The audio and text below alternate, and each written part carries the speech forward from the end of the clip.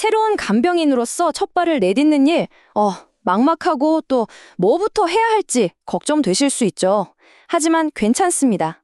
오늘 이 시간에는요, 여러분이 바로 실전에 적용할 수 있는 가장 핵심적인 기술들만 쏙쏙 뽑아서 알려드릴 거예요.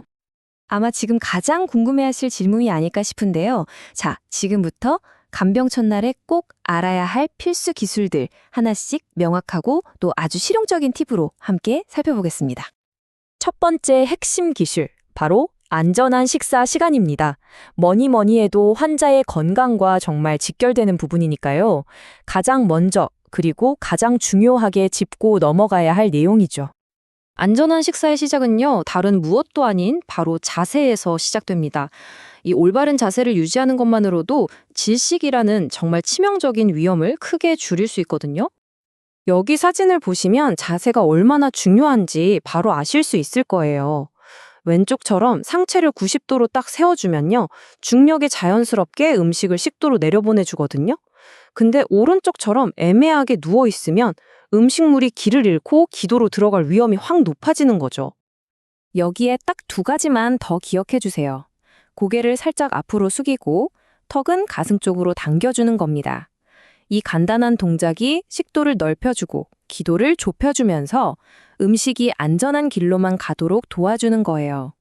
하지만 만일의 상황에 대비하는 것도 정말 중요하죠. 이 황금률은 반드시 기억하셔야 합니다. 심한 기침은 위험 신호일 수 있으니까요. 그럴 땐 즉시 식사를 멈추고 전문가의 도움을 요청해야 합니다. 자, 이제 입으로 식사하기 어려운 경우를 한번 살펴볼게요. 비위관 영양, 우리가 흔히 콧줄이라고 부르는 걸로 식사를 제공하는 방법인데요. 이럴 때는 꼭 확인해야 할 것들이 있습니다. 복잡하지 않아요. 딱 두 가지만 확인하면 됩니다. 첫 번째는 바로 이 튜브에 표시된 숫자입니다. 이 숫자가 우리의 기준점이 되는 거죠. 그리고 두 번째로 그 숫자가 환자의 코끝에서 그대로 보이는지 확인하는 겁니다. 이 간단한 확인 절차가 튜브가 위에 정확히 위치해 있다는 걸 보증하는 가장 중요하고 확실한 방법이에요. 영양액을 주입하는 동안에는 이 세 가지 경고 신호를 항상 예의주시해야 합니다. 속도에 문제가 생기거나 환자가 구토하거나 얼굴색이 변하는 건 즉각적인 조치가 필요하다는 신호입니다. 만약에 이런 경고 신호가 보인다, 그러면 당황하지 마시고 이 세 단계를 기억하세요. 첫째, 즉시 주입을 멈춘다. 둘째, 고개를 옆으로 돌려 기도를 확보한다. 그리고 셋째, 바로 간호사를 부르는 겁니다. 안전한 식사만큼이나 중요한 것, 바로 위생관리입니다. 이건 눈에 보이지 않는 감염으로부터 환자를 지키는 가장 기본적인 방패막이라고 할 수 있죠. 구강 관리를 할 때, 특히 환자가 입을 잘 벌리지 못할 때 정말 중요한 점이에요. 왼쪽에 부드러운 실리콘 도구를 사용해야 구강 내 상처 없이 안전하게 관리할 수 있습니다.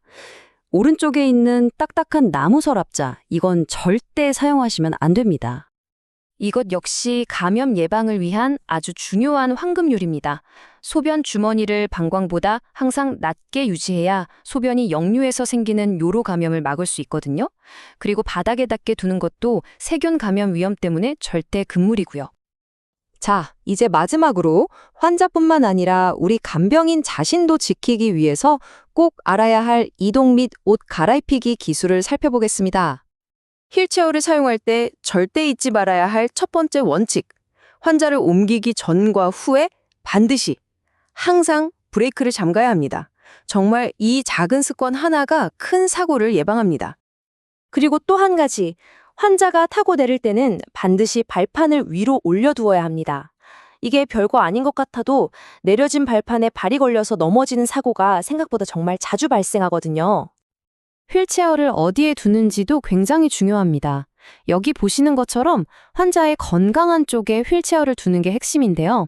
이렇게 해야 환자가 그나마 남아있는 힘을 이용해서 스스로 이동하는 걸 도울 수가 있어요. 자, 이건 정말 헷갈리기 쉬운데요. 이 규칙만 기억하시면 간단합니다. 입힐 땐 불편한 쪽 먼저, 벗길 땐 편한 쪽 먼저.